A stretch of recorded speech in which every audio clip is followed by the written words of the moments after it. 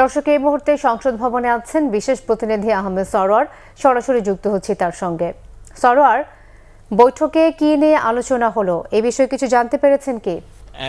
সংসদের যে হাউস কমিটির বৈঠক, তাতে চিফ হুইপ বৈঠক শেষে বেরিয়ে আমাদেরকে যেটা জানিয়েছেন, মূলত সংসদ সদস্যদের আবাসন ব্যবস্থা এবং সাউন্ড সিস্টেম নিয়ে, সংসদ অধিবেশন কক্ষের সাউন্ড সিস্টেম নিয়ে ওনারা আলোচনা করেছেন। অন্যান্য বিষয়ে আলোচনা করেছেন, তো এই বিষয়গুলো মূলত প্রধানত স্থান পেয়েছে। কারণ হচ্ছে, আপনি জানেন যে সংসদের উদ্বোধনী অধিবেশনে সাউন্ড সিস্টেম নিয়ে একটি বিরক্তিকর অবস্থা তৈরি হয়েছিল, এবং এর পরবর্তী অধিবেশনগুলোতে সংসদ সদস্যরাও এই সাউন্ড সিস্টেম নিয়ে বিভিন্ন অভিযোগ করেছেন, অনুযোগ করেছেন, বিশেষ করে হেডফোন নিয়ে কথা বলেছেন। এই পুরো বিষয়গুলো আসলে একটা তদন্ত কমিটি করা হয়েছে সার্জেন্ট আর্মসের নেতৃত্বে, এবং 3 দিনের মধ্যে বা 3 কার্য দিবসের মধ্যে এটার রিপোর্ট দিতে বলা হয়েছে।